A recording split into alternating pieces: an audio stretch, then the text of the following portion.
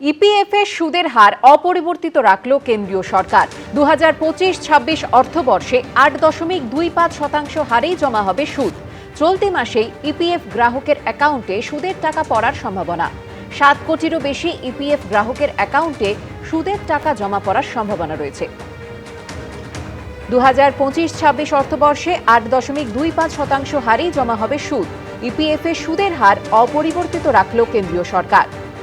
7 কোটিরও বেশি ইপিএফ গ্রাহকের অ্যাকাউন্টে সুদের টাকা জমা পড়ার সম্ভাবনা।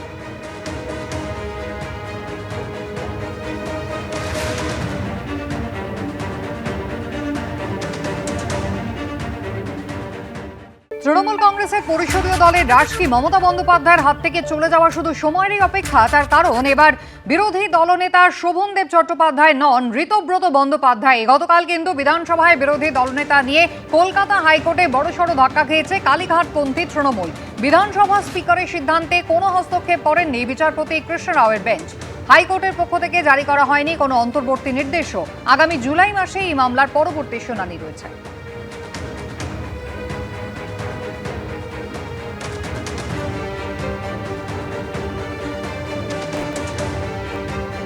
দেখুন, বিধায়কের সমর্থনের সংখ্যা বাড়ছে এবং যারা যারা সমর্থন আমাদেরকে দিচ্ছেন সেই চিঠিও আমরা মাননীয় স্পিকারকে দিচ্ছি। যেই উদ্দেশ্য নিয়ে এই ব্লকটাকে তৈরি করেছে, যেটা প্রিন্সিপাল অপোজিশন, আমরা সেটাকে নিয়ে এগিয়ে যাব। ভোটে ভরাডুবির পর বিরোধী দলনেতা নিয়ে অভিষেক বন্দ্যোপাধ্যায় বিধানসভার স্পিকারকে চিঠি দেন। চিঠিতে বিরোধী দলনেতা হিসেবে শোভনদেব চট্টোপাধ্যায়কে বেছে নেওয়ার কথা জানানো হয়। এরপর বিধানসভার স্পিকার নির্দেশ দেন, যে বৈঠকে শোভনদেব চট্টোপাধ্যায়কে বিরোধী দলনেতা হিসেবে মনোনীত করা হয়েছে সেই বৈঠকের প্রস্তাব বিধায়কদের সই সহ বিধানসভায় জমা দিতে হবে। সেই মতো বিধায়কদের সই সহ একটি চিঠি পাঠান অভিষেক বন্দ্যোপাধ্যায়। সেখানে 70 জন বিধায়কের সই ছিল, তার মধ্যে একাধিক সই জাল বলে অভিযোগ ওঠে। এরপর বিদ্রোহী তৃণমূল বিধায়কদের সমর্থনে বিরোধী দলনেতা হন ঋতব্রত বন্দ্যোপাধ্যায়। তাতে সম্মতি জানান বিধানসভার স্পিকারও।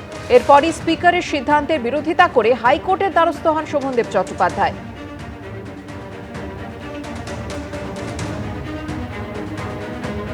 বিরোধী দলনেতা কে হবেন, লড়াই কিন্তু পৌঁছেছে একেবারে কলকাতা হাইকোর্ট পর্যন্ত। গতকাল বিচারপতি কৃষ্ণ রাওয়ের নির্দেশ আপনারা দেখেছেন, পরবর্তী শুনানি রয়েছে জুলাই মাসে। কিন্তু বিরোধী দলনেতার আসন তা নিয়েও কিন্তু গতকাল উত্তপ্ত হলো বিধানসভা। আমরা বিরোধী দলনেতার নাম শোভনদেব চট্টোপাধ্যায়। মানুষের দরবারে বাংলার রাজনীতিতে সেটাই এস্টাবলিশ থাকবে। মমতা বন্দ্যোপাধ্যায়ের নেতৃত্বে তৃণমূল কংগ্রেস করব। ওদিকের প্রথম আসনটি, স্পিকারের একদম সামনের প্রথম আসনটি, যেটি যুগে যুগে বিরোধী দলনেতারা পেয়ে এসেছেন, সেটি কিন্তু শোভনদেব চট্টোপাধ্যায়ের জন্যই আজ অ্যালটেড ছিল। চাটনৃত যেখানে বসছিল সেটা একটু পরে, দূরে। যদি এই ভেবে উনি আনন্দ পান যে শোভনদেব চট্টোপাধ্যায় বিরোধী দলনেতার আসনে বসেছেন, সমস্যা কি আছে? ঘটনাচক্রে আমি এই যে কালেকটিভ টিমের মধ্যে আছি, আমার পজিশনের নাম বিরোধী দলনেতা, তাই আমি ওই সিটটায় বসেছি। এই সিটে ডক্টর সূর্যকান্ত মিশ্রও বসেছেন, আব্দুল মান্নানও বসেছেন, বর্তমান মুখ্যমন্ত্রী শুভেন্দু অধিকারীও বসেছেন। লিডার অফ দ্য অপোজিশন হিসেবে জয়নাল আবদিন একটা জায়গায় বসতেন, লিডার অফ দ্য অপোজিশন হিসেবে